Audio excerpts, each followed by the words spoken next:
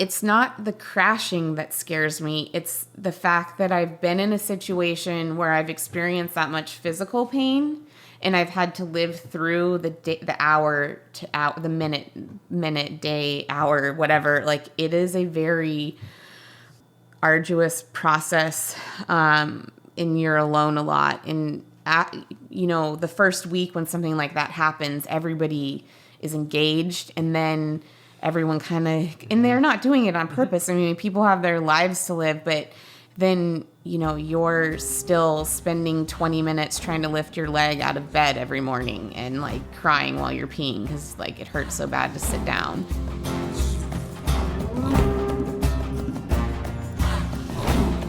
That was Jess Cerra, and this is the Yogi Triathlete Podcast. What's up, listeners, friends, tribe members, community at large? I'm Jess, your host, and I'm super pumped to be back here with episode 78 of the YTP. We have a strong, deep, beautiful conversation for you today. But before diving in, I just want to serve up major thanks to everyone for tuning in, sharing the show, supporting us on Patreon, and sending us your feedback and experiences that you're having on account of this podcast.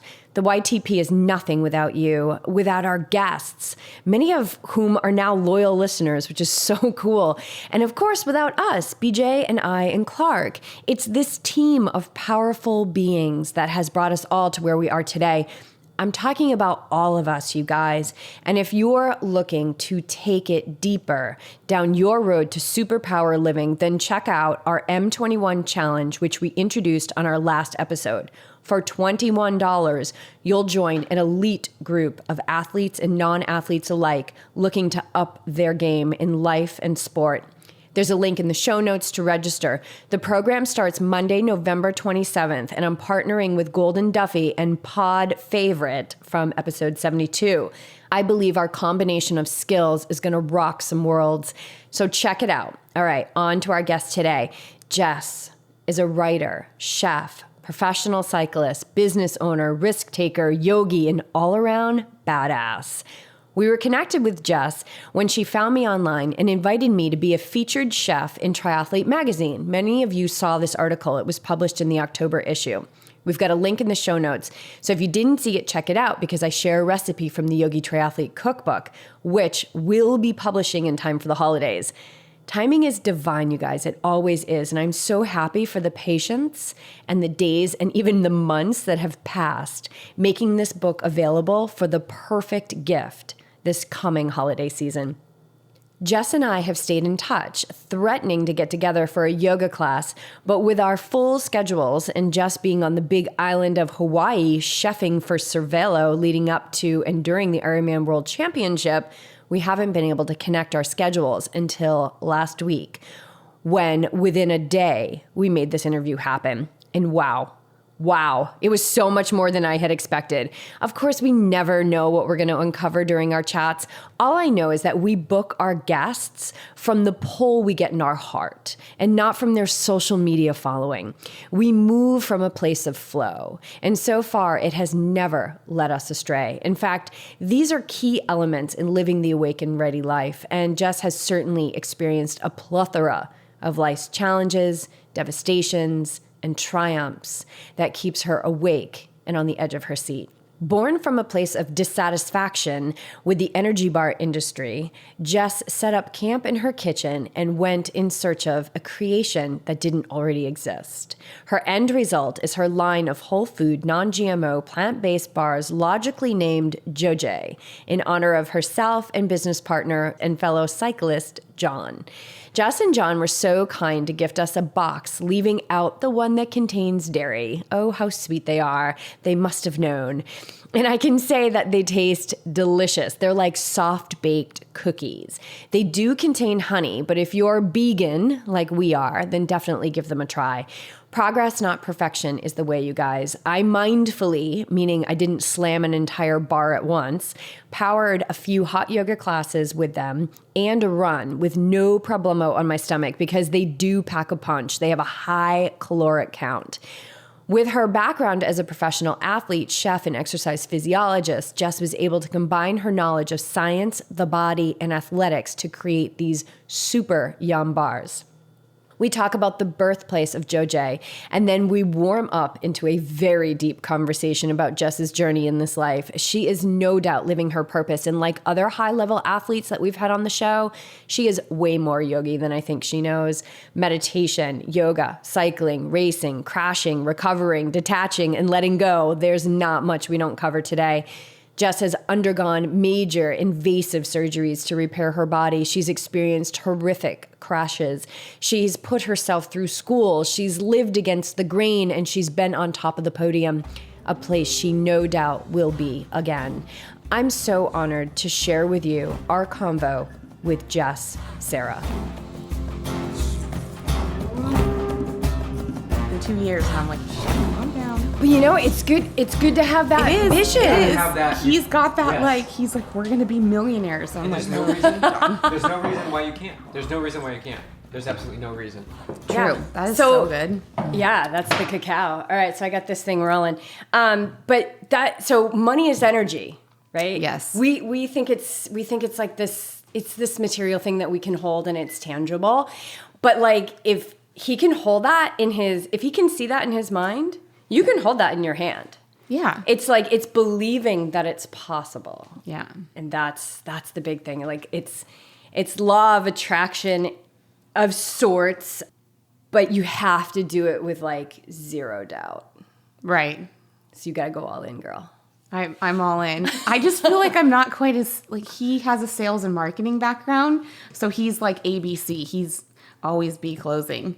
Oh my God. And I'm more like, yay, I'm Jess, and I ride my bike, and I make these really good bars, and I just have a different approach, and I don't think that we just have very different approaches. But I think that's good because just when you were like describing that, like, I make these bars and I ride my bike, like, to me, that is love. Right. And that's where you want the creation to come from. Yeah. And then you need that person in there. Like, we've got a couple people in our life now because we're so good at giving everything away for free.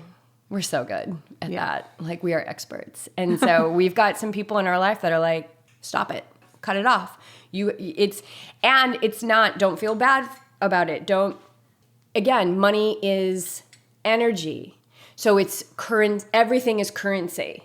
Like, this exchange that we're having is currency. We just think currency is money. But I think it's a perfect balance. It is, and you're exactly right, because I need his business background and that ability to run our business day to day. Yeah. And that includes saying no a lot, even to friends and family. We don't even give the bars to our parents for free. We're like, you need to support us, order on our website. You know what? I like that. And I can't believe that there's a box of bars sitting on our counter right now.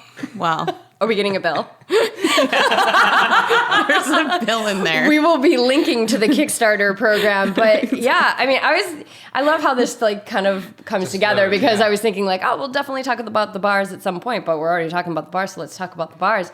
Because I think this is really cool because you're going after something, and I want to know like, tell us, first of all, who's John? Is that your partner, your husband? John is my business partner, and it's really confusing because it would appear on social media if you don't know us, and on our bars, there's a picture of us with our arm around each other.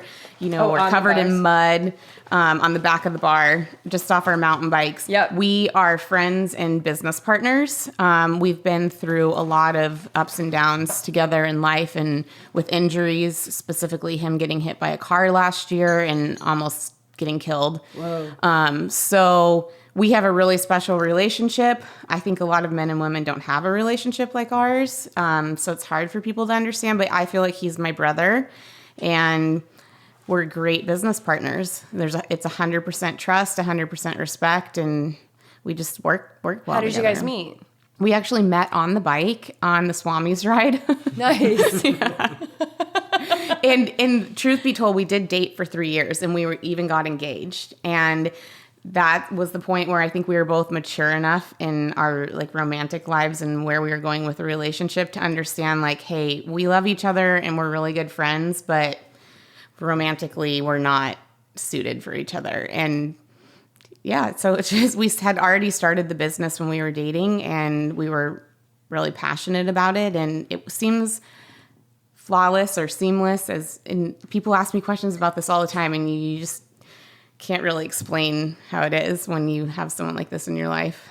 Well, it's against like the social norm right. of how men and women are to interact. Right. And you guys are clearly soulmates. And that doesn't mean that, that you need to get married and have children and have a romantic life together. It means that you guys have like a soul contract, and you're here to get some work done. I like that, a soul contract. Yeah, soul contract. Like BJ and I have a soul contract, and I knew it. I didn't know it, but there was something so massive that hit me the moment I saw him. And I didn't even see his face. I only saw him from behind. Yeah. Checking out the I know what merchandise. you're doing. It was more... She's like, look at that. I did check out the merchandise, for sure, from the back first. And it was good. That's how I realized that you wore the same pair of pants every single day, because I kept checking out the merchandise. I was like, I think he's wearing the same pants. And then we started dating, and of course, it then came sleepovers, and I was like, he's wearing the same pair of pants. Because he would like take them off and put them over the chair, and then the next morning he would put them on. I was like, yeah, that's it. Okay. But like we have a soul contract, like I know we do. And we came together at that point at age 25. That was over 20 years ago. We came together to get work done in this life. And this is what it's now come into, is Yogi Triathlete. And so there's something there that, and it's this project right now that's in front of you, but it's going to grow into more and more and more. Unless that contract ends. Like, and you'll know, just like you knew, like, wait, why did we engage? Like, we can't get married. Yeah, exactly. Yeah, you just know. And then when it's done, whereas most people would hang on, like, I guess. Try to struggle to make this work. Right. Yeah. Like, well, now what were we going to tell our friends? We got engaged and we'll look stupid. And we were just like, well, we'd probably look more stupid if we got married and we weren't happy, and then we got divorced. And so how did you navigate all that? Because there's a lot of things that people are probably had said about, like, like gossipy about what was going on. Like, how did you guys kind of say, well, we're going to continue to move forward regardless if people understand this or not? I think you're right, too. And like every little community has their, like the cycling community, it's really close knit and people talk and gossip.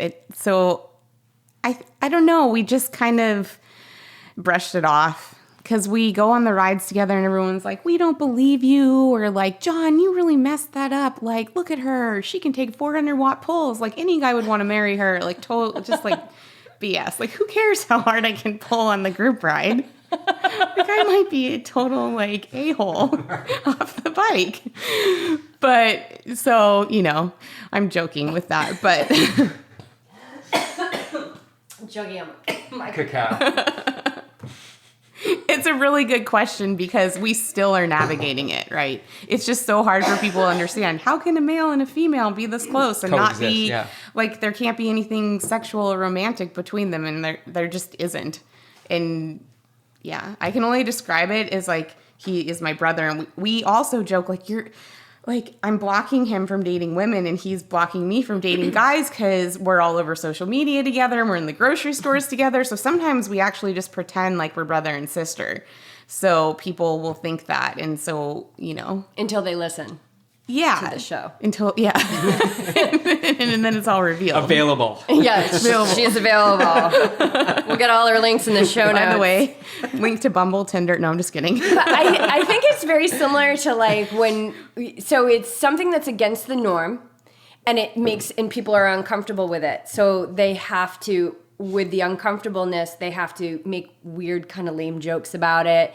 Same thing like when we went plant-based. Just weird, like it's not the norm, or at least it wasn't 7 years ago, and it probably still isn't now. But people just making kind of weird jokes about it and making themselves feel more comfortable around it. And that's how we kind of navigated who cares what people think of us? Like when we sold our house and got rid of everything and moved into our car, not everybody loved that idea. And they were very uncomfortable with it, and because it was high risk, right? It's against the grain, but I don't want to live with the grain. I don't want to live with the grain. I tried to live with the grain, and that doesn't work for me, I feel you. All right, so tell us about the bars and how they all came to be. What was the inspiration? So the inspiration was, it's kind of like a melting pot of skills that sort of came together that I never meant for this to happen. And I moved out to San Diego to attend grad school at San Diego State, and I was studying exercise physiology, and I was studying calcium reabsorption in sweat, looking at bone loss or calcium loss and how it related to bone density in elite cyclists.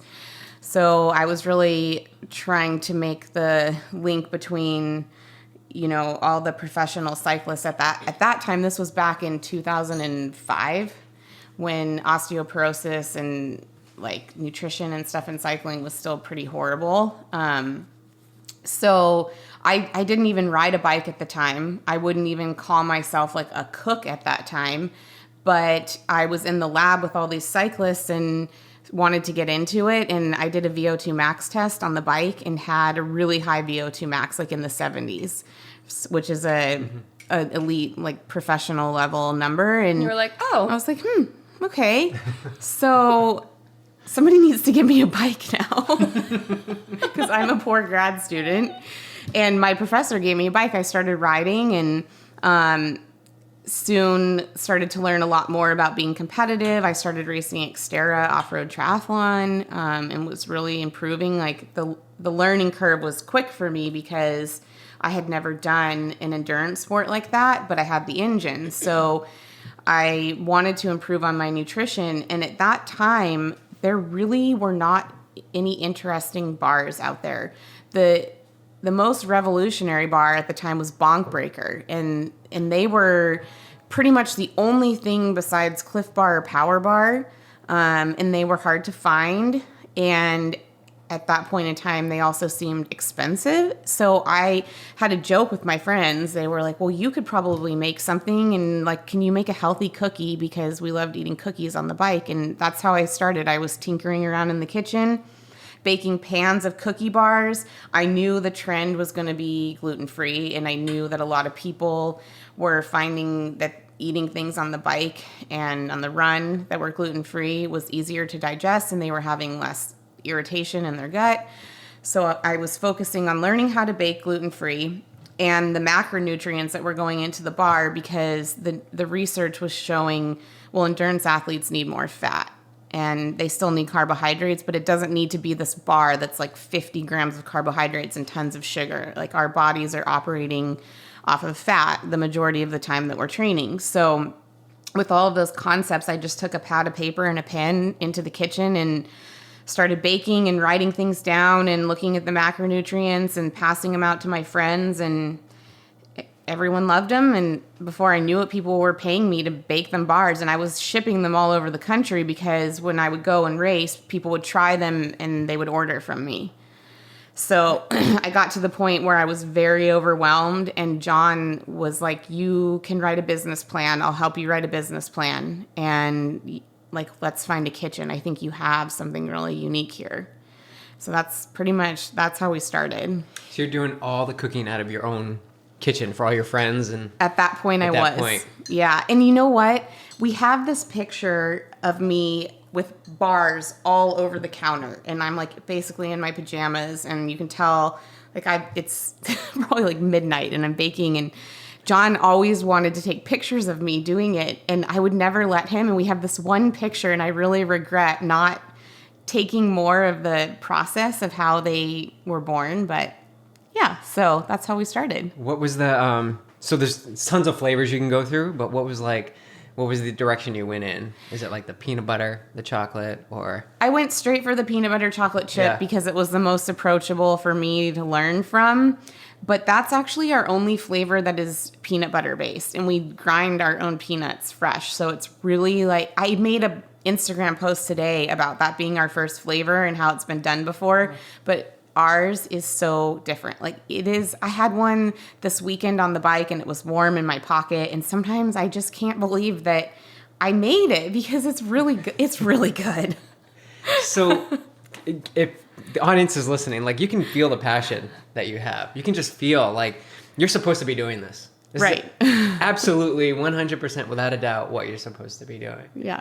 and just see where it takes you. But we can see, and I can't wait to try them. We haven't tried them yet, but we will. I know. I want to put one in my back pocket and let it get warm. And like kind of marinate it with it. I want to get a little sweat on the wrapper first.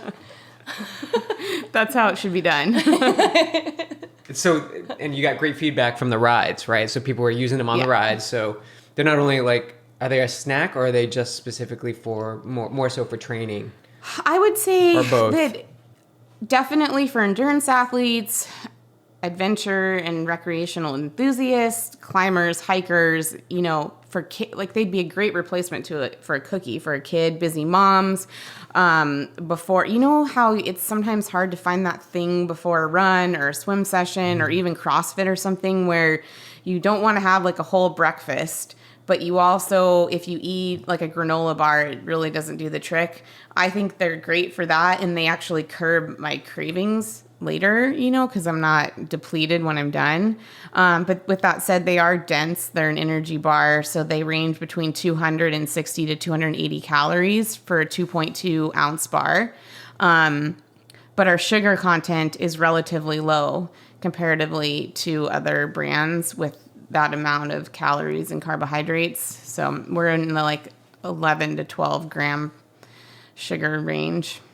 How do you feel like the absorbability is, like, for example, somebody using it, I'm thinking Ironman, like they'd be great to take in on the bike, but like onto like for running.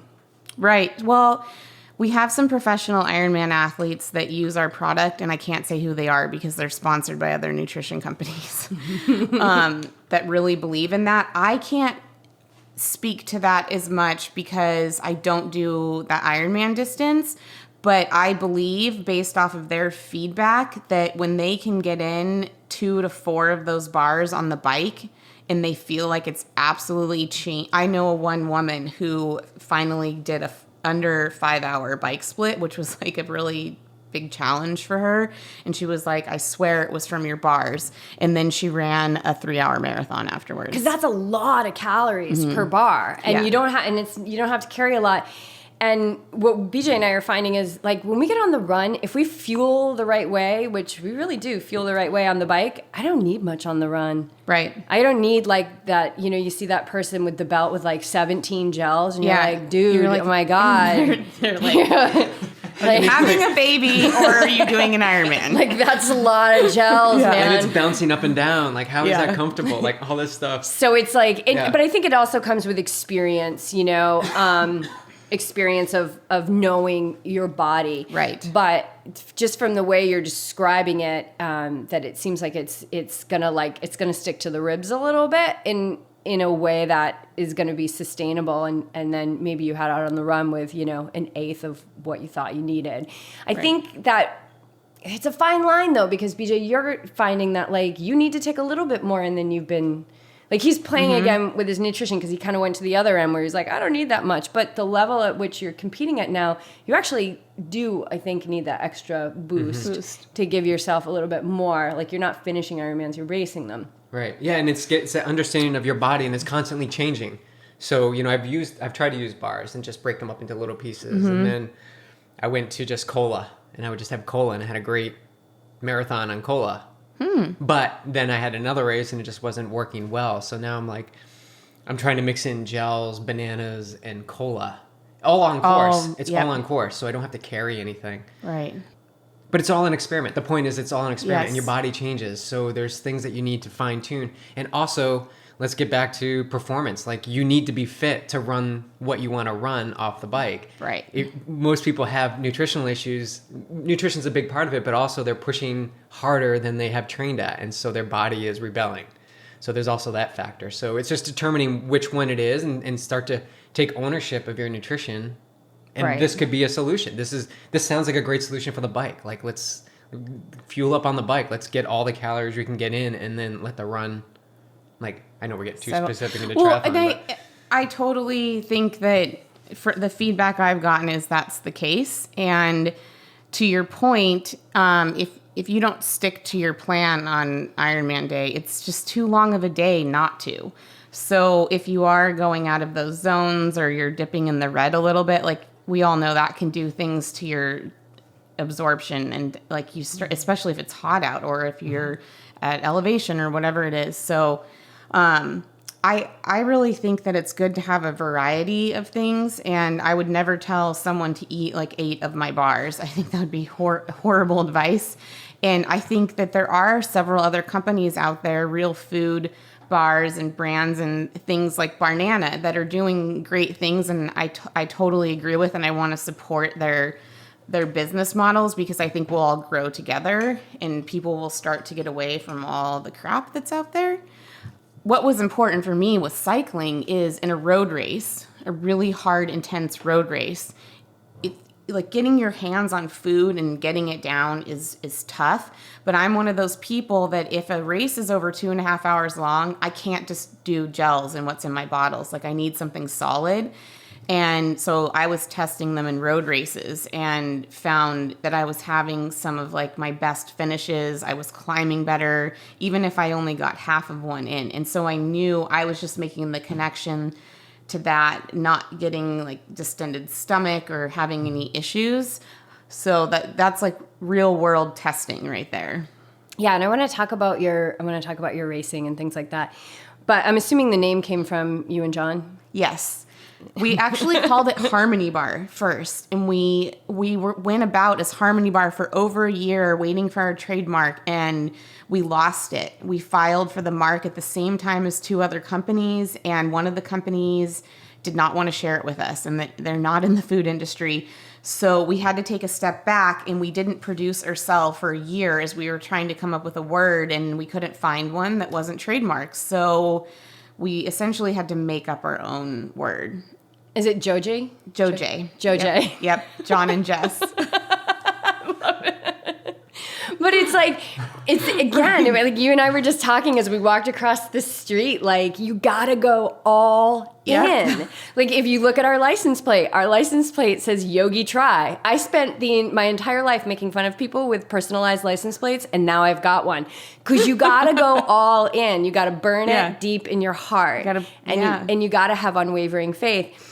And so that said, so John comes to you and says, you got to do this. Like, we got to turn this into a business. Did you have a moment of like, yes. And then like, oh my God, no, what are we doing? Like, did you have any wavering or fear? I had like, all of my friends had been telling me the same thing, but John was the only person with actual really great business experience that I felt like understood. Because a lot of people have great ideas. Making it into a business is a whole nother thing that I've learned so much about. And I think I was 100% in until we started looking for commercial kitchens, and I realized the amount of equipment we were going to need, and I felt overwhelmed. And then I spoke with some of my cooking clients, my personal chef clients, who had experience in the food industry, and they said, oh, no.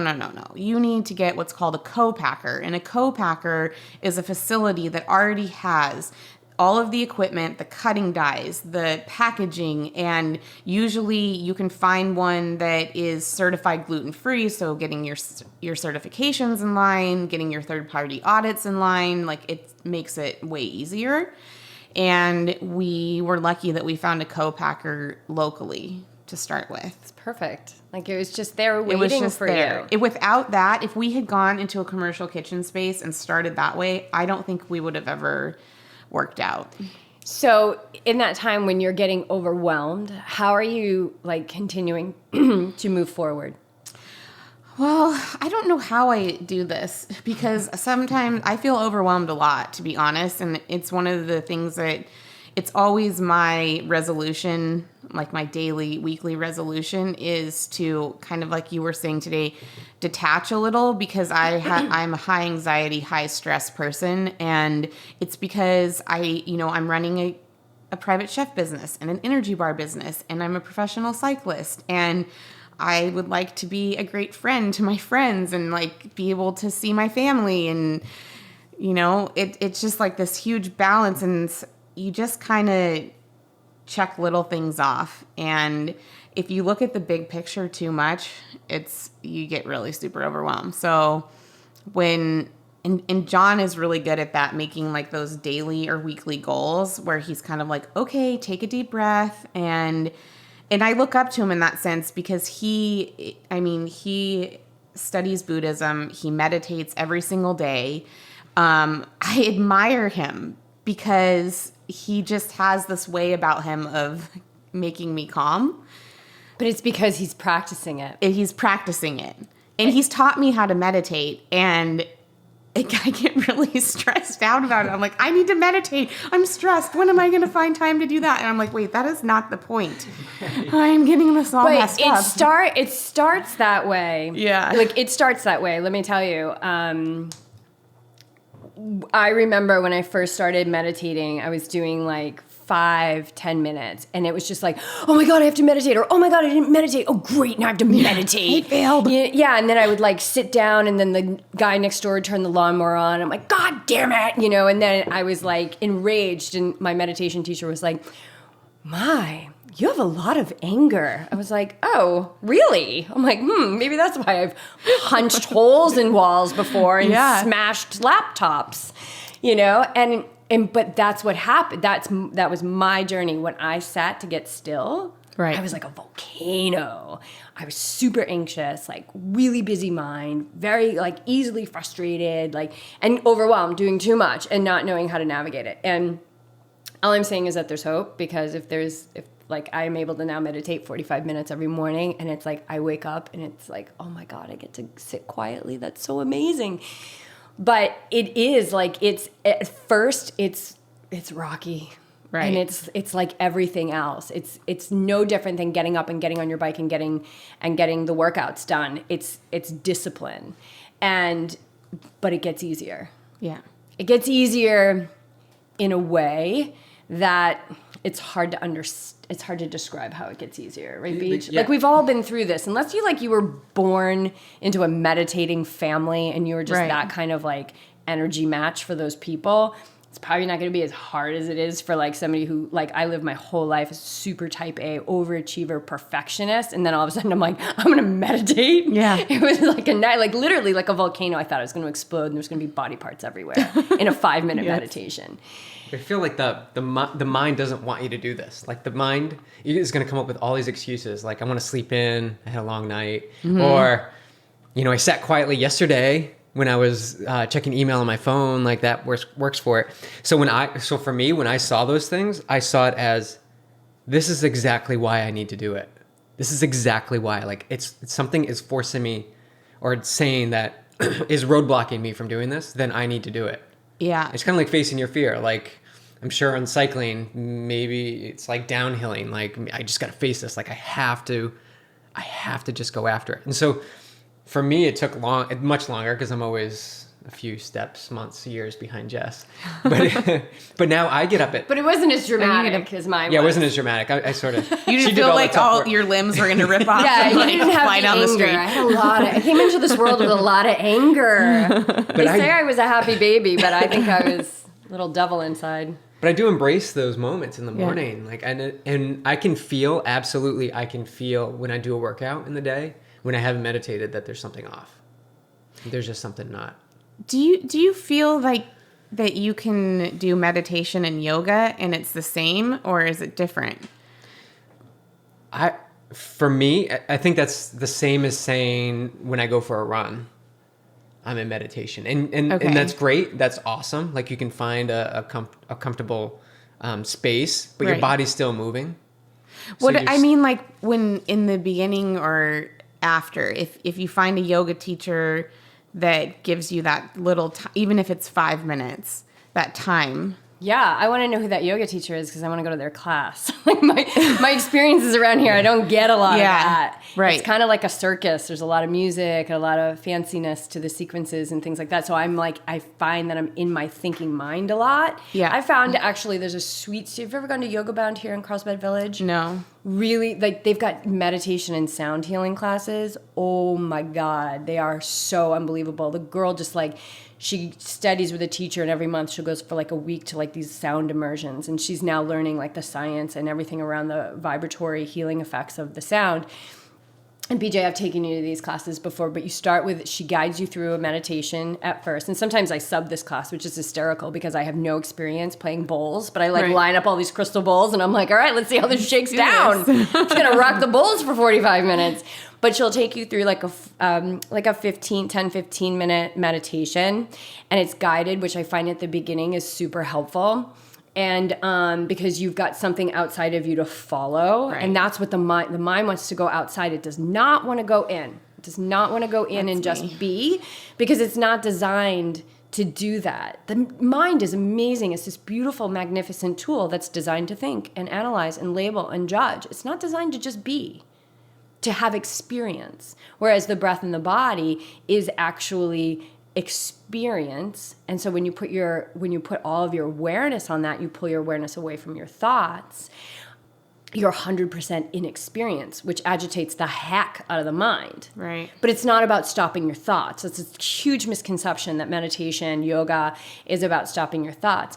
So anyway, she'll do a guided meditation, and then you can continue to sit, or you just lay down like in Shavasana, and then she rocks the bowls, and it's super healing. It's really beautiful. So that could be a cool... All right. Maybe you come sometime with try. Me. Because we've talked about going to a yoga class, haven't we? Yeah. And you're going to laugh because I like to go to Core Power. And I'm Power Vinyasa teacher right here. Okay. Yeah. Oh, okay. I didn't know that. Really? Yeah. Yeah, not Core Power, Not Core Power. but we're trained in power, Power Vinyasa. But Core Power is where it really... But now I teach everything because I just want to teach. So I'm like, right. Whatever. Restorative, great, I can do that. Because the principles I teach both BJ and I, it's from a mindfulness standpoint. It's training the mind. That is my goal. I'm going to go in that class. I'm going to teach people how to train their mind. Mm-hmm. And so I use the poses as the vehicle to do that. Right. But the actual practice is nice and challenging. But I can take that into whatever it is that studio needs me to teach. So that's the beauty of it. Yeah. But anyway, we were saying about Core Power. I like the studio because I like the heated classes.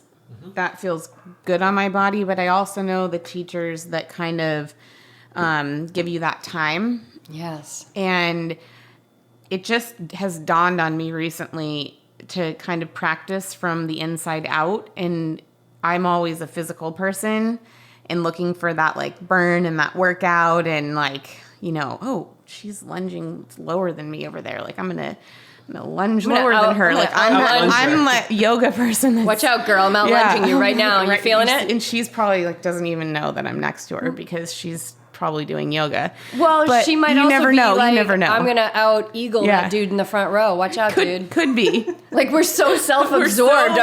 We're so self-absorbed. She's not thinking about you. She's thinking about herself and what she thinks other people are thinking about her. Yeah, I think. But I'm not afraid to admit that sometimes. You know what I mean? Like I stand in the mirror and I'm like, ugh, I shouldn't have eaten all that chocolate. Like that was really bad. I'm just going to lunge more now and burn it off. That is the perfect, but that's a perfect balance for us, like hardcore athletes. Like we're pushing the body, like we're pushing it out there. Why do we need to push it more? Like why don't we exactly flip it? Like I'm go going internal. to yoga, yes. and it just like clicked up to me one day where I wasn't even paying attention to the physical part, and I got it was the best class I've ever had. I was like dripping in sweat. But I wasn't even thinking about what I was doing because I was just like so inside myself. Oh my God. And I have to tell you, it was a day where I got to class late and I couldn't get a spot up by the mirror, which I like to be able to see. And so I couldn't see. And I was just doing yoga in the back, and it just like hit me. And I went and I told John, I said, I think I get what you mean about doing it from the inside out. That's beautiful. If I could, let's see. I think I have 2 studios where I teach with mirrors, and it screws me up totally because I'm like, do I look at them from the mirror? But I'm like, that's so weird because my back is to them. Yeah. In the physical. So then I turn around but then sometimes they're lined up right next to me. It's the mirrors thing. And I think 2 things. Number 1, it throws them off my balance because I'm looking at my wobbly body and I'm trying to have like a focused point. And so that doesn't work. It doesn't work for me that great. The other thing is like, I think that the mirror engages the ego. Like, oh my God. Oh, I didn't know that my shoulder opened out. Oh, that like, oh, my shoulder. My shoulders good. are actually looking My that good. shoulders look good. You know what? I'm done with this bra. Like, I'm not wearing this. I'm done with it. I don't like the way it looks. Like, I'm done. And now, like, that's not yoga. None of that is yoga. Where's this armpit fat coming from? Yeah, I know. Oh, yeah. Oh, Lululemon bra. I know. Oh my God, I'm sure this, and now I have armpit fat. tucking my armpit fat back in right now. I'm glad this isn't on video. But so to answer your question, those moments of stillness, if you can find a teacher that gives those to you at the beginning, at the end, absolutely soak them up. Like, just be in that. That's your meditation. I think like going out and running or cycling or swimming or even the physical practice of yoga is a meditative movement, but it's not a substitution for meditation, because a requirement of meditation is like you need to sit and you need to be still. And I think from that point, like if that's the root of this like gorgeous flower that you're growing in your life to expand, from that root comes a meditative life where like I'm talking to you right now and I can fully feel like my feet connected into my shoes, which are connected to the floor. Like I'm so aware of the experience that my body, and like I'm hearing my voice, but I'm hearing it from like an outside perspective. Like I'm hearing it as like, I'm like witnessing this whole thing going down right now. So like I've gotten to a point where my life is like a meditation. And I remember that at the beginning, and the great thing about athletes with meditation is that we're not going to give up, right? We're not going to give up. It can be a hell of a battle to get it going. And I know like for me, it was, I don't know, 10, 20 years of people being like, you should really meditate, you know, or you're going to probably end up in jail. And I avoided it at all costs. But what happened was I went into it and was like, this is just another discipline. Like I get to train my mind just like I train my body. And wow, if I can do this and transform my body and look better and feel better and be stronger, I can do that with my mind. I can think better thoughts about myself and other people, and I can be more fit, and I can be better and more clear in the decisions that I make. And a lot of maybe people enter it this way. I don't know. I entered it as like, watch out, world. I'm going to be like the next Dalai Lama, all right? Like scoot over because I'm going to master this thing. And as much as I brought ego into it, like I'm going to be the best meditator. I'm going to be better than you. Like to my teacher, like I'm going to be better than you. Like I might be teaching you someday. That type of like will is really required to sit every day, So that's why the Yogi Triathlete is like, this is why we exist, because athletes are like the perfect people to start a discipline of their mind. Right. Because what does it come down to on race day? Really, it's mental. Like, how is your mental nutrition?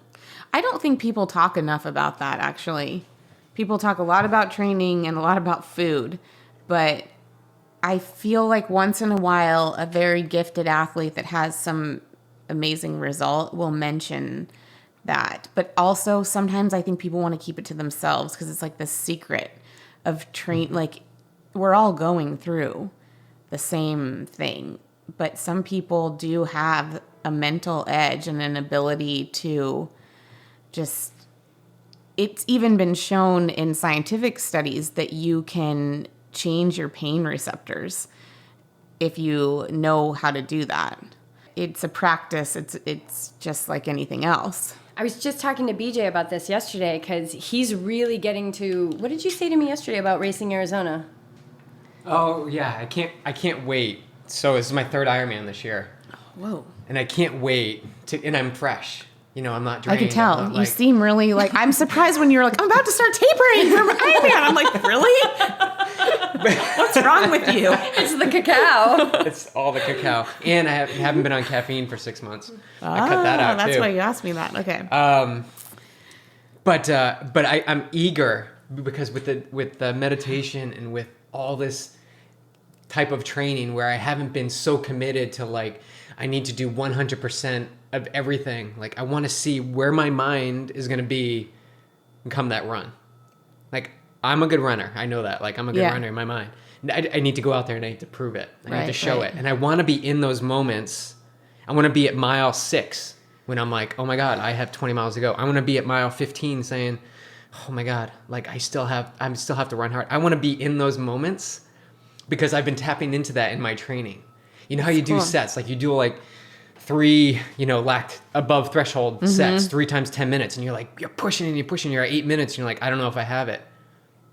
But if you really get into the pedal stroke, relax yourself and just feel it, it's 2 minutes. Yeah. And you push the same watts and you're like, oh my God, I just did it. I did it. And then I did it again. But when you go enter that workout, you're sometimes like, I don't know if I'm going to get 3 sets in, and maybe I'll get 2 sets in and some of the third.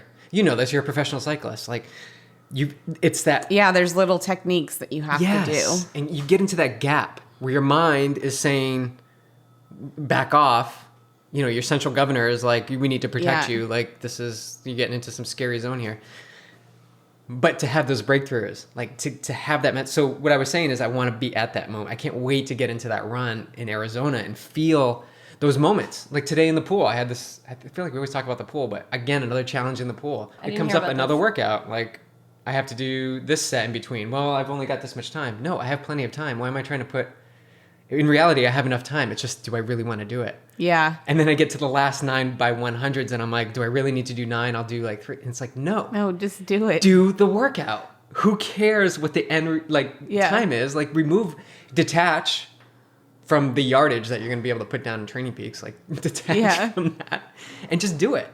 And so that's what we're trying to tap into. And that's what I'm eager to see in Arizona. I often think that what you're saying, bartering sets away or intervals away from myself. And I'm like, seriously, I could go on Instagram and blow away 30 minutes like that. Like, this 30 minutes will be over in 30 minutes. And I will be so much more satisfied and prepared if I just do it. Mm-hmm. Yeah. And the whole detachment thing and the letting go thing and all of that, as much as the mind wants a little PDF that says, here are the 10 steps to detachment, all of this stuff, it all comes again from that root. Because what happens is you get more, everything starts to clear out. And you just see things so much more clear, and you see that all of this mind stuff that's happening during a workout is a waste of energy that you could be using and probably pushing higher watts and being more successful and achieving higher performance. But to go back to your point about the pain receptors, so I got to a point in my meditation, the last 2 Ironmans I did, where I was really working with my teacher on turning on and off pain. Because for me, it wasn't about the finish line. I was like, I'll get to the finish line. I don't care about the finish line. I want to get so skillful at learning these techniques so I can teach them, because I knew I was supposed to teach them. So I would literally be on the marathon portion of the Ironman, turning on and off the pain in my body. So cool by using that. A well-trained mind. Mm-hmm. And so, and a well-trained mind, meaning I am in full control of where my awareness goes. And when your awareness gets fully pulled away from that sensation in your body, that pain shuts off. Because now the awareness is somewhere else and the brain is now connected to where that awareness is. And so, I would be on the run and I would go back and forth with it. I'd bring it back into my foot and then I would take it out and I'd bring it back and I would take it out, and it was just it's crazy. It was just such a trip to be able to play with this. And so the power that we can have from training our mind is far beyond what we can get out of the body. Right. From training the body. Yet we're so tied into the physical. Mm-hmm. The meditation and the mindfulness and all of that, it's growing. I've seen it. Look at us. We're talking about it. It just kind of came into the conversation, which I was really excited about. I was like, yes, John studies Buddhism and he meditates. But I think why some people are kind of quiet about it, and I work with some people who I don't really talk about who I work with, because I want to keep it like it's a very sacred thing. Like, I'm teaching them very ancient teachings that also happen to be scientifically proven now, which is so beautiful. But it's very much teacher to student. And I'm even very careful about what I talk about on this podcast, because there's things that don't need to be broadcasted. Right. It's teacher to student. That's how the ancient lineage goes. But with it, and I'm so free of this now, which is beautiful, but like, there's a vulnerability to saying I meditate and that I'm mindful. There's a vulnerability in that it's weakness. Like, the ego will see it as weakness, like, oh, they're mindful, they're gentle, they're not strong. But you want to talk about power, being able to turn on and off pain in your body? That's insane. That's metaphysical, beyond physical. Metaphysics. It's really, really cool stuff, what you can do.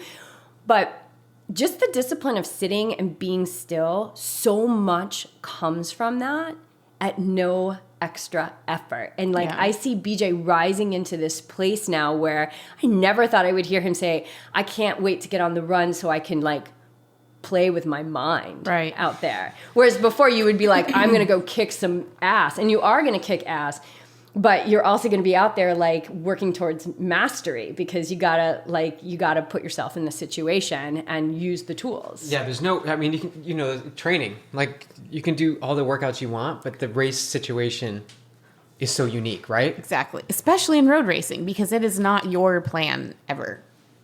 Like, you're not, you can't speak about road racing. Yeah, I want to talk about that. But yeah.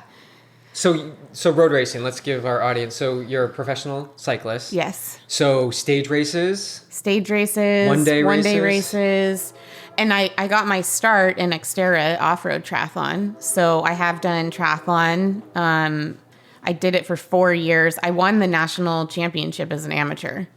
I don't think my swimming and my running would have ever gotten to the level that it needed to be very competitive as a professional.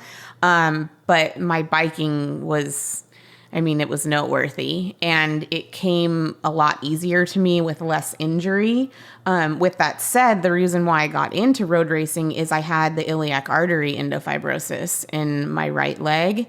And so I had a full external iliac artery repair done in 2012. My artery was 92% occluded. So I could barely even walk upstairs at that point without. How did that come on, and explain to people what that is? So essentially, your iliac artery it splits off from your aortic artery into your femoral artery, and it's the main blood flow into your leg. And now there's more information. It's been discovered in cyclists and triathletes. You can't do it to yourself. It's not like you're overtraining or you're doing something wrong. They don't know the exact cause, but it's some sort of genetic issue with people who either have some sort of autoimmune issue with their artery resisting your psoas muscle, which lays right next to it. And as it becomes enlarged, it hitting that. And so all of our arteries are going to press on that muscle. For some reason, the people that have this issue, it's pressing on that, and it's protecting itself by hardening and closing. On top of that, it seems like everybody that gets it has extra long arteries. And so they'll fold back on each other, or they won't even close. They'll just fold back on each other.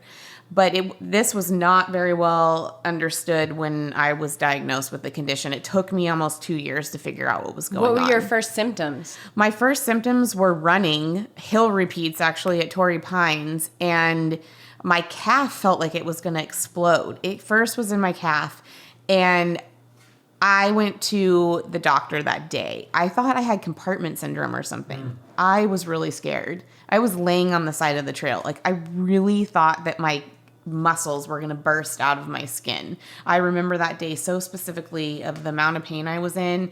And I wanted to race nationals and worlds my first year as a pro in Xterra. And I did that, but I did it like limping through the run. And then I immediately took 12 weeks off from running. I was like, I have an injury. I'll just, no one can figure out what's wrong. My first run back, I was 3 steps into it, and it was already bad. And then it started in my quad on hard training rides or hill repeats, like a vice squeezing your leg shut. And I ended up, I can't remember who introduced me to this radiologist, but he knew about this condition and had worked with other professional cyclists, and he tested me, and he was literally jumping up and down in the room looking at the ultrasound because it was so clear cut. He was like, I've never seen one this bad. Like we did a test on the bike, and I mimicked the feeling of what I was experiencing, and he couldn't even get a blood pressure reading in my leg.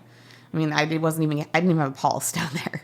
Oh my gosh. During exercise. It was really bad. It wasn't like life-threatening or like I was going to lose my leg, but so I met a radiologist who's also here in town, or a vascular surgeon, and he uses a technique where he takes your saphenous vein out of your thigh and uses that to replace your artery. And it's an invasive procedure. They cut you down the middle. They take out all your organs and your bladder. There's 2 surgeons.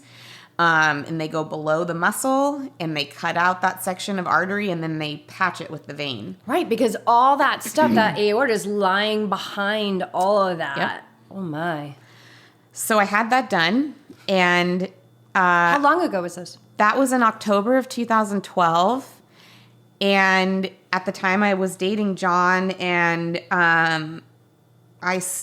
just all the guys here, they were like, you need to be a road racer. You're so good on the bike. And like the one thing that I have on a bike that's unique is that I understand how a bike works. So I can ride a bike is what I'm saying. Like I have really good fitness, but I know, I'm a good descender and I'm efficient. And so I can fit in on these group rides and with these guys, not based off of pure talent, but out of the fact that like I really understand, like, and I don't know where that came from. It's just like how some people can be downhill mountain bikers and they don't even think about it, and they're like flipping off things like down the side of a cliff. I don't know where it came from, but I gave a big race a try and was like beating professional women in my entire teams by myself, and started thinking, okay, I think I need to do this. And I gave it a shot, and it was just like a natural progression of within a year, I had a professional contract, and that was at the end of 2014.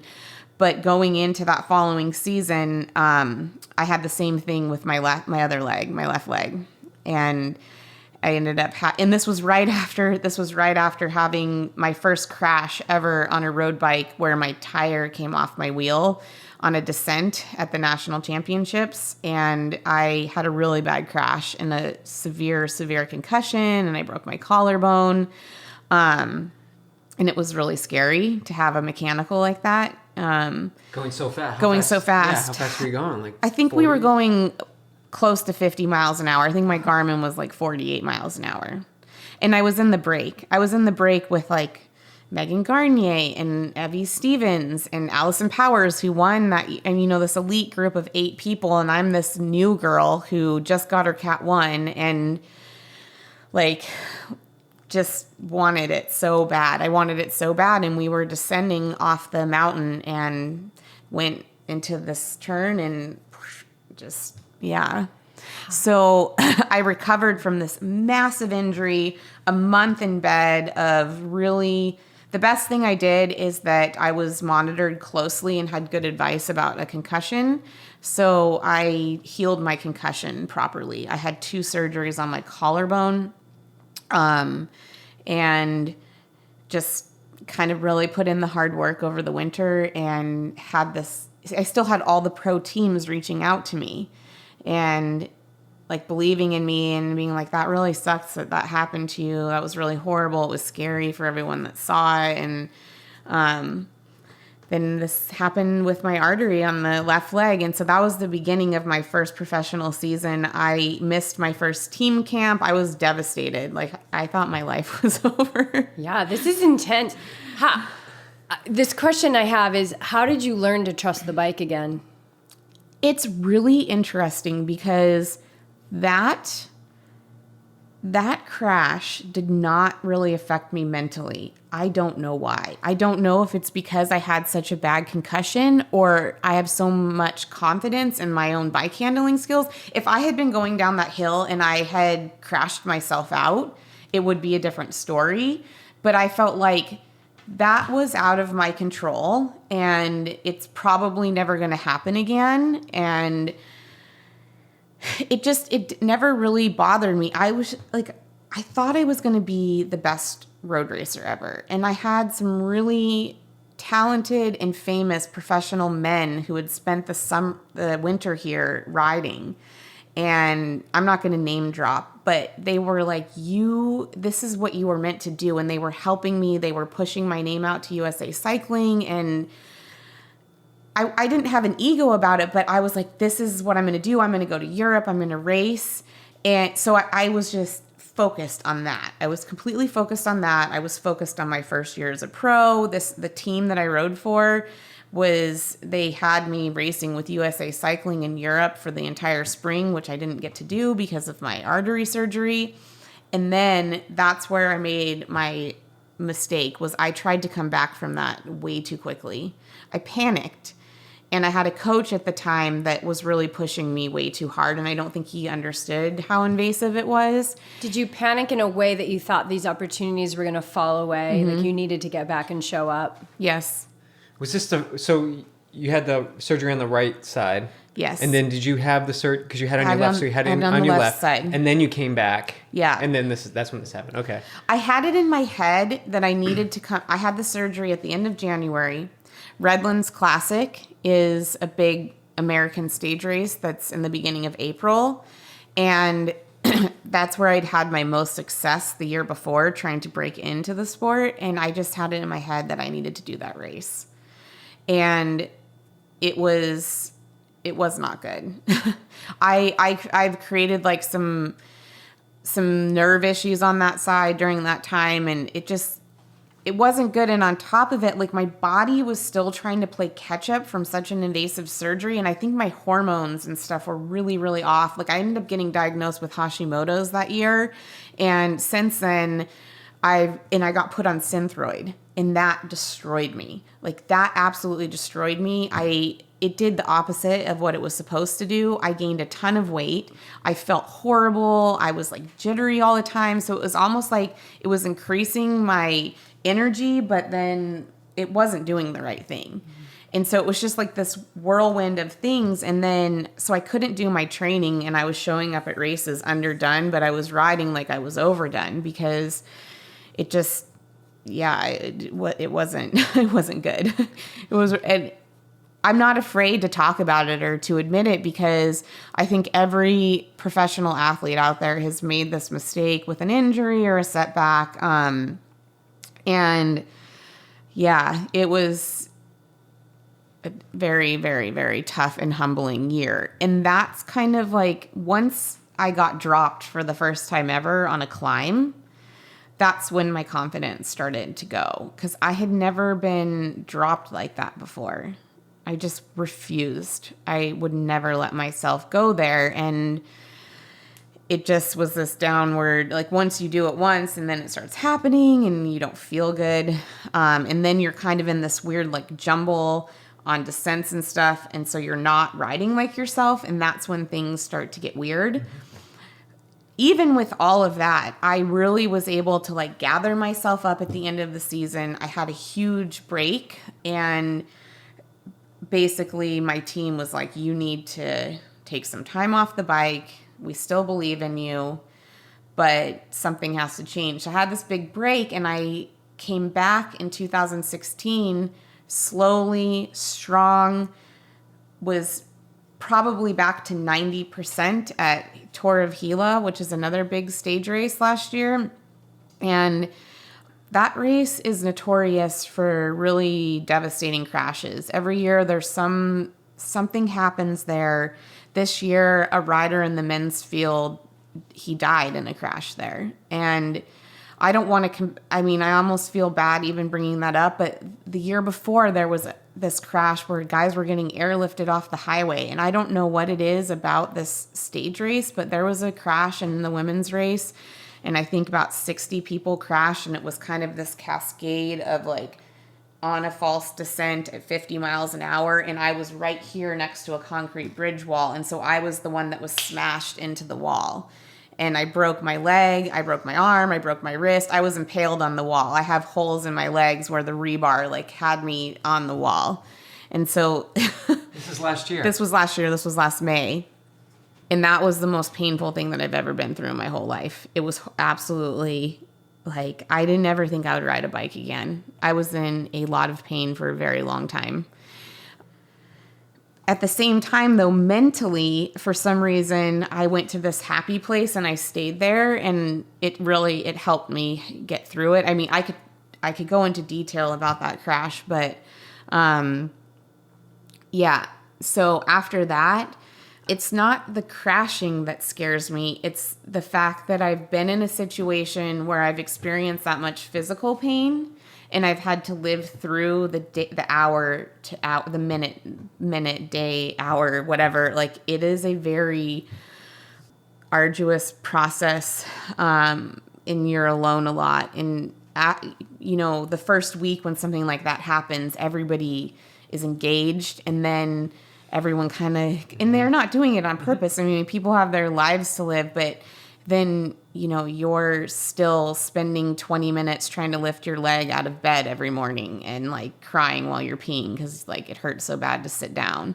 And like, so you go through this. And so for 3 months, I couldn't walk, I couldn't ride. I got my final casts off 3 months after the accident and booked a flight to Montana that day and flew home to Montana, where I'm from, to start my real recovery. 2 weeks later, John was hit by a car here in the bike lane. It was a hit and run, and he broke his back. He had a compound fracture, broke almost every bone in his body, lacerated a bunch of organs, completely passed out, lived in the ICU for 2 weeks. And that's when it kind of all clicked and came together, why this was happening in my life, because I came back here and I stayed with him and I took care of him. And when I say take care of him, I mean like this guy could not do anything on his own. I mean, he was like this close to being paralyzed. But I understood. I knew what was happening like in his mind and in his body, because I had just been through something so similar and so devastating. Unfortunately, I was away from here because I couldn't even like travel back here in the state that I was in. So I had a nurse and I had someone taking care of me. But when I came back, John was the one who came over and unpacked all my stuff and like drove me to the grocery store. And so, yeah, I think looking back on it all, there's no way, one, I would have been racing in Europe when he got hit. And two, I don't think that I would have had the empathy to step out of my little bubble to understand what was happening with him. And he really needed that. And I think in some ways I needed it, and it strengthened our bond. Yeah, I'm kind of rambling on about this, but no, you guys have a soul contract. Yeah. Yeah. There's no doubt. And God, you're like other amazing professional, you know exactly what I'm going to say. You're like other amazing high performance athletes that we've had on this show. You are more yogi than I think you know that you are. Probably. Yeah, like this, you've said it several times, like you just knew. You just know how to ride a bike. You just knew. You could see. Like, it all made sense. It came together. Like, you have an innate ability to have the 10,000-foot view. Mm-hmm. And there's no effort. The wisdom drops in. Like, we call it a download. Like, you just get this download. You don't question it. It's a knowing. Yeah. It's a knowing. It's not a, oh, what if, or maybe, or, oh, God, this, or, like, oh, it was just by chance. None of it is by chance. Like, and it all makes sense. And, yeah, that's intense, girl. I someday, I don't want to be depressing and get into this now. And someday I'll be ready to talk about this publicly and I might write a book, but I've had a really hard life, like ever since childhood. A lot of really bad things happened to me when I was little, just based on family and circumstantial issues. And I feel like I don't know how. I've had a lot of one-on-one therapy just to work through like post-traumatic stress and things that happened when I was a little kid. And I'm in a great place now as an adult and everything. And therapists always end up asking, they're like, how did you not end up on the streets or a drug addict? And I'm like, I don't know. But it's like, you're saying that I've always just had this, like, I'm lucky. I've always just had this like positive light pulling me in a certain way and this ability to deal with a lot of pain. And now I look at it as more of like this like learning experience, because in some ways people can find inspiration from it, or they feel okay talking to me about similar circumstances. And so when it comes down to stuff like this, I can always really like, I don't want to make it seem like, oh, my whole life has been so painful and I know how to deal with it. But it hasn't been an easy thing. I've always had to work very hard at everything that I've done. And I'm really proud that I've put myself through school and I have a master's degree in a business and I feel like great friendships and this amazing life. There is something there, I think. I don't know what it is, but it's definitely there and it's a positive thing. Like you've had the light pulling you. Right. I know exactly what that feels like. There's like something within the storm. There's something within you that's very powerful, that's always, no matter what is raining down, is still guiding you. Yes. Yeah. And I mean, I'll go off the rails a little here, like from a spiritual standpoint. This blueprint of your life was already decided by you before you came into this world. And I think that there's a part of you that's really, really strong that understands that on a level that maybe you haven't heard it in these words before. But that's what allows you to flow and move through it, because you had to come here and you had to experience these things. But that strong light and power that's within you has always been right there by your side. It's really gorgeous. Like you're working out some stuff. This is amazing. And yet I feel so happy. I tell the story and I'm like, I'm happy. I mean, I've let go of I'm going to be the professional that goes to Europe, and I'm just stoked that I get to ride my bike and I get paid a little money to do it. And it's just so You live awesome. in gratitude. You live in gratitude. Your level of gratitude, the level of appreciation is just elevated so high. And that detachment from racing in Europe or whatever that is, it doesn't matter. Like, what matters is right here, exactly. Right now. Like, you appreciate cycling. Yeah, you have kick-ass power and you've got this threshold. That's amazing. That's a gift. That's such an amazing gift. And you can just use it to go out and ride for fun and still race if you want. But it's like, that stuff doesn't control us. Like that, this race I'm having doesn't control me. Like, there's going to be plenty more races or not. It doesn't matter. But what matters is this whole, like, and people talk about the journey, but if you fully invest in it, it's self-discovery. It's just self-discovery. And if you just soak it all up. It's liberating. And that's probably why you're going to have an amazing run at your race, because you're just like, you're free. Yeah. Yeah. And that's the detachment. And I think that you've learned detachment on many levels. And when we look at, and I said at the beginning of the show, I don't know if the mics were on or not, but like everything is energy. And so injury, attraction to devastating events, trauma, whatever that looks like, is manifestation of negative energy. And when it shows up in the body, like in your legs and those crashes, it's an opportunity. It's a mindset shift of like, It's an opportunity to heal. It's all healing. That slamming into the rebar, which sounds like horror movie material, was you healing. Yeah. From whatever that negativity was that you were carrying around. That rebar going into your body was pushing, because that's what it took. That's what it takes. So when we get it. It sounds crazy, but I needed something that dramatic to really Exactly. Yes. So purge everything. the other stuff. Remember this always, and everybody who's listening, remember this always. And I was just talking about this yesterday. Everything always resolves to good. Everything always resolves. It always resolves to good. Everything does. And even when we see these horrible things that happen in the world, the good that one of the goods that comes out of it, and there's many, and there's one that I'll speak about, is that it brings a cohesiveness to a consciousness of love, that we now pray for people, that we hold them closer in our heart, people that we quote unquote don't know. And so everything always resolves to good. And you being in that accident and then being able to serve, and that you live in this like acute gratitude, because you know very, very well that the moment that we're in is so, so precious. Mm-hmm. And that it's just like the breath.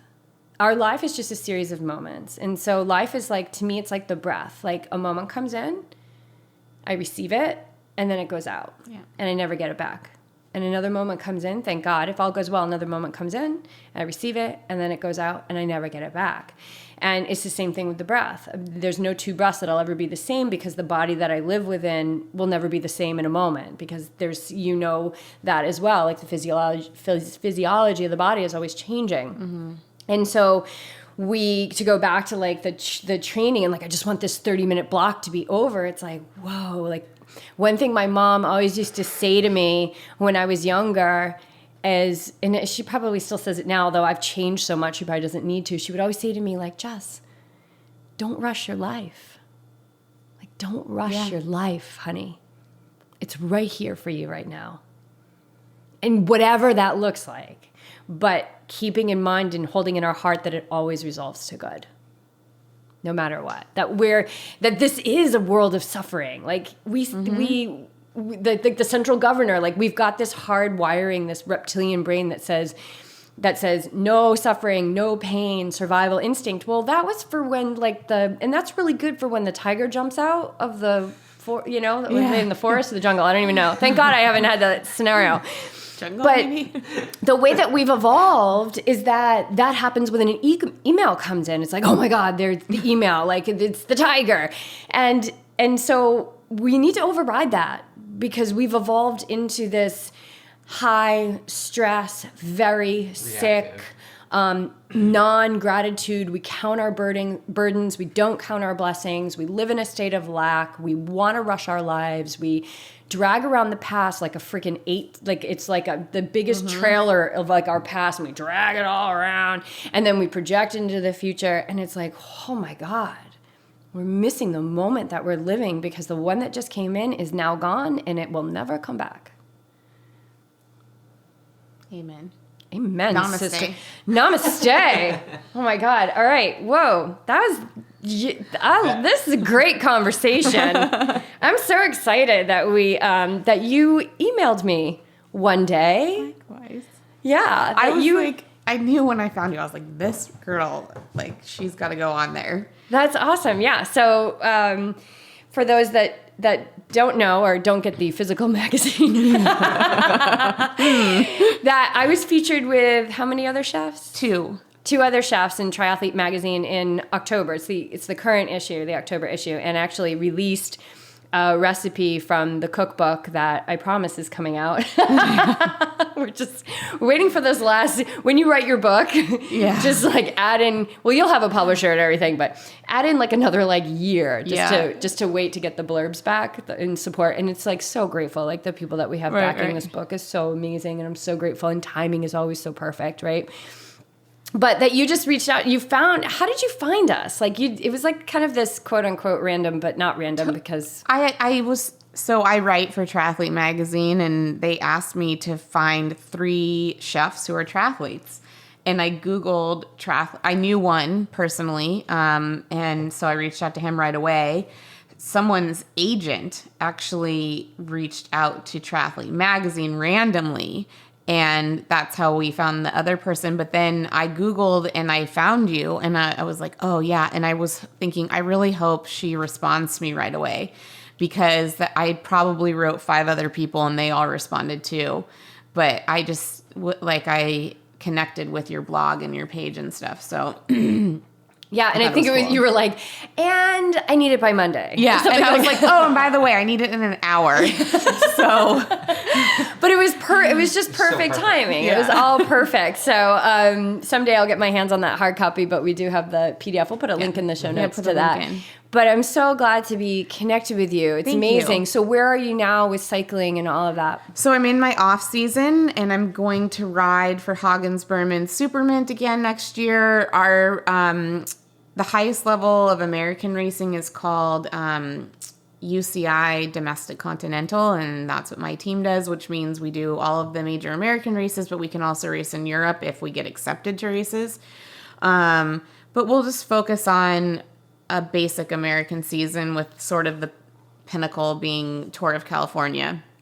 Nice. And when's that? That is May 17th, 18th, and 19th, maybe. I can't remember. They just released the dates. And right now I'm going to plug our Kickstarter for JoJe, because that's kind of like my life right now is the JoJe Bars. We have launched a campaign on Kickstarter, and we have a nice video up there that gives you a 2.5 minute picture into our world and who we are and about the bars. And so I just encourage everyone to go on to Kickstarter, check it out. Any donation, small or large, is amazing, and we have good rewards. So you'll at least get a reward of being able to try the bars. We have hats and backpacks and some like higher level rewards for large donations. But yeah, that's what I have going on. And you're such a beautiful example of somebody who's living purpose, because you've in a state of fluidity, you have found these things have found you, that you have been connected with these different things in life. Like you can ride a bike, like you went on and did a VO2 test, and, and all of a sudden you're off the charts, and like you didn't even know, but everything has been, there's something about you that's super open that allows this stuff to come in. All of it, right? Clearly. Mm-hmm. And so we can label it as good or bad, or, like painful and not painful. But you're such a beautiful example of the balance of life, and that we have to be willing to put ourselves out there and breathe every heartbeat and live every breath, because it's so precious. And I'm just so grateful to have you in my home and looking at you right now and having this conversation. It was really more than I could have ever imagined. And so we'll put a link in the show notes to the Kickstarter campaign. I cannot wait to dive into some of those. So we'll be doing some Instagram stuff on that. And you should try some on your ride tomorrow. BJ's last long ride tomorrow. And let's see. Anything else? Final question? I have a final question for the athletes. For the athletes out there that I might have one after you. Okay. What's your favorite workout? Let's ask like one of those questions. Yeah. Like, what do you love? Like, what is your favorite when you're on there and you're just kind of like digging it? I love the group rides. I think I can never get that kind of workout on my own. And so I love the Swami Saturday ride, especially in the winter on the long loop. It is so hard. It is so hard, but it prepares you for sure. And I like climbing. I like doing intervals on Palomar Mountain.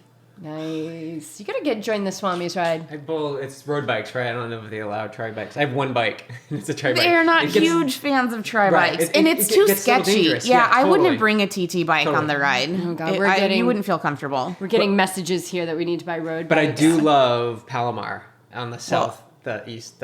Is that the east side? The 11-mile climb. The south grade is more like switchbacky, and then the east grade is a little more mellow. From Henshaw. Yeah. Okay. Okay. That's the one I've done. I've only come down the steeps. South. Yeah. That sounds awesome. Trainer or no trainer? No trainer. No trainer. You like to get out. Yeah. That's why I live in SoCal in the winter. I don't think I would do the sport if I had to ride the trainer. And I know you can get quality workouts, but I'm an outdoorsy person. It's so It's why I do it. It's just so Yeah.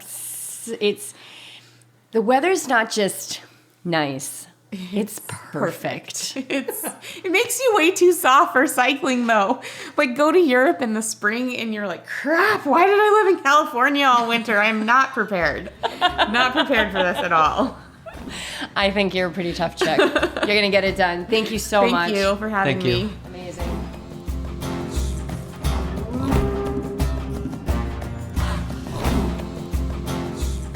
Total badass, right? I love this girl so much. I'm so grateful she's in my life, and I can't wait to get her into a sound healing class with me soon. And I think she needs to join us for the M21 challenge. So there's your official invite, Jess. You know you want to be a part of it, girl. Thanks again to everyone who tuned in today. Check out the show notes to connect with Jess and JoJe Bars. If you're feeling a call, consider supporting this amazing tribe member in reaching their Kickstarter goal. There's only a few weeks left. They are doing well, but they still have a ways to go. Let's see what else. Our High Vibe Retreat offering is up on the website, complete with a sample itinerary. There is a link in the show notes, so check that out. We are offering a limited number of these retreats in the perfection that is San Diego training and living. 1 per month in December, January, February, and March. Perfect for a single person, couples, friends, training partners. All the info is on the site. Contact us to get your retreat started. I will be in New York City starting on the 11th of this month. I'm attending the Main Street Vegan Academy, and when I return home, I will be a certified vegan lifestyle coach and educator. If you're in the area, let me know. Maybe we can catch up for a run or a yoga class or a tea. I would love that. Always love connecting with our community in person. BJ is getting ready to race Ironman Arizona, and he will be offering free yoga for the athletes and the community in the days leading up to the race. So keep an eye out for that info. All right, you guys, that is it for this week.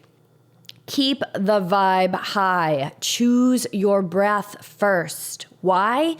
So you can create the space to see your locked and loaded responses, the tendencies of your mind, and the space between our pre-patterned behaviors and our actions. That is the only space where we have full access to our free will, one of our greatest gifts in this life.